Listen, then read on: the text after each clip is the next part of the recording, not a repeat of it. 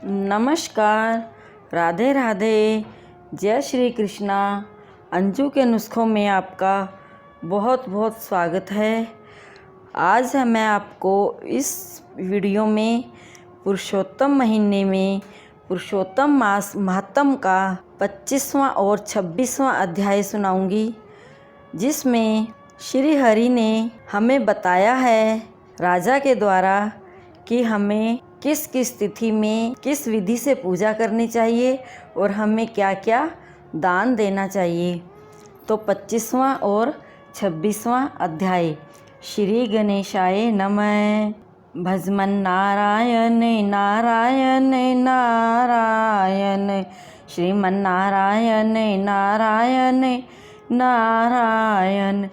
भजमन नारायण नारायण नारायण, श्रीमन नारायण नारायण नारायण। राजा दृढ़ धनवा कहने लगे, हे ब्राह्मण, हे मुने, अब कृपा करके पुरुषोत्तम के व्रत के उद्यापन की विधि को मुझे विस्तार सहित कहिए। मुनि बोले, पुरुषोत्तम मास के कृष्ण पक्ष में 14, नवमी, अष्टमी इन तिथियों में उद्यापन करना चाहिए। इस पुण्य पुरुषोत्तम मास में प्रातःकाल उठकर प्रातःकाल की सब क्रिया करके जैसी सामग्री मिले उसी से 30 ब्राह्मणों को न्योता देवें। यदि शक्ति न हो तो 5 या 7 ब्राह्मणों को न्योता देवें। दोपहर में सुंदर मंडप बनाएं। मंडप के ऊपर तांबा या मिट्टी के छिद्र रहित 4 कलश स्थापन करें। चारों दिशाओं में पुरुषोत्तम भगवान की प्रीति के लिए कलशों पर श्रेष्ठ नारियल धरें। उन कलशों पर वासुदेव, हलधर, प्रधुमन, उत्तम देव या अनिरुद्ध इन चारों को स्थापन करें। फिर वेद वेदांग के जानने वाले आचार्य को बुलाकर उस मंडप के बीच में, जिसमें 4 ब्राह्मणों को जप के लिए वरण करें, उन ब्राह्मणों को अंगूठी आदि से युक्त 2-2 वस्त्र देवें। बड़े आनंद से वस्त्र आभूषण संयुक्त आचार्य को विभूषित करें। फिर देह की शुद्धि के लिए प्रायश्चित करें। फिर पूर्व कही हुई विधि से स्त्री सहित पूजा करें। वरण किए हुए ब्राह्मणों से 4 प्रकार का चतुर्व्यूह का जाप करावे। चारों तरफ 4 अखंड दीपक जलावें। फिर क्रम से नारियल आदि से अर्घ दान करें। अर्घ देने का मंत्र, हे देव देवेश, हे पुराण पुरुषोत्तम, हे हरे, आपको नमस्कार है। राधा सहित मेरे अर्घ को ग्रहण कीजिए। नवीन मेघ के समान श्याम वर्ण, दोनों हाथों में मुरली लिए हुए, पीताम्बर धारण किए हुए राधा सहित पुरुषोत्तम देव को मैं नमस्कार करता हूँ। फिर राधा सहित श्री हरि को पुष्पांजलि देवें।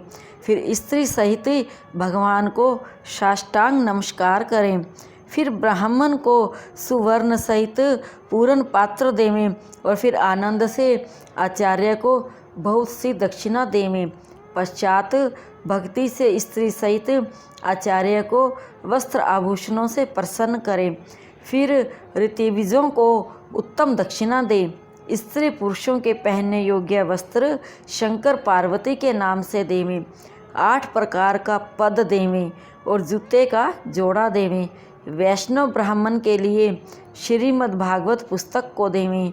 चंचल आयु विचारता हुआ अपनी शक्ति के अनुसार जल्दी देवें, देर न करें। साक्षात अद्भुत भगवान के रूप श्रीमद् भागवत को जो पंडित ब्राह्मण को देता है, वह करोड़ों कुलों का उद्धार करता है और अप्सरा गणों से सेवित विमान में बैठकर योगियों को भी दुर्लभ गोलोक में जाता है।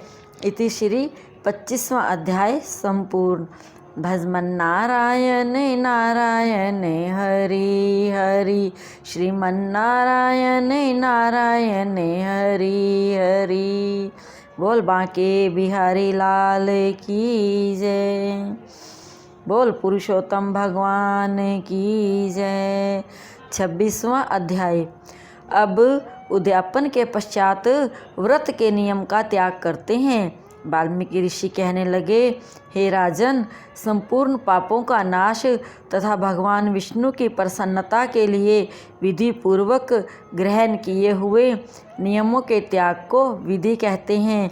हे राजन, अयाचित व्रत में रात्रि के समय भोजन करने वाला मनुष्य ब्राह्मणों को भोजन करा के स्वर्ण का दान देवे।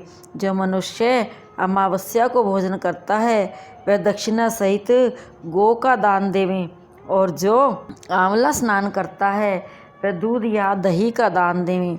फलों के नियम में फलों का दान करे, तेल के स्थान में घी देवें और घी के स्थान में चूर्ण देवें।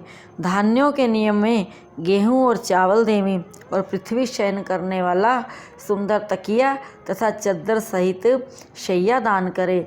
पत्तल तथा भोजन करने वाला मनुष्य घी और शक्कर का भोजन करावे।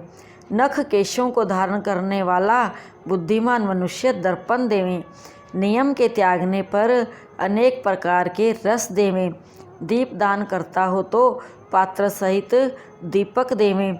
जो मनुष्य अधिक मास में ऐसा भक्ति सहित करता है वह वैकुंठ में जाकर वास करता है।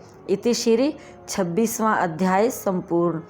भजमन नारायण नारायण हरि हरि, श्रीमन नारायण नारायण हरि हरि।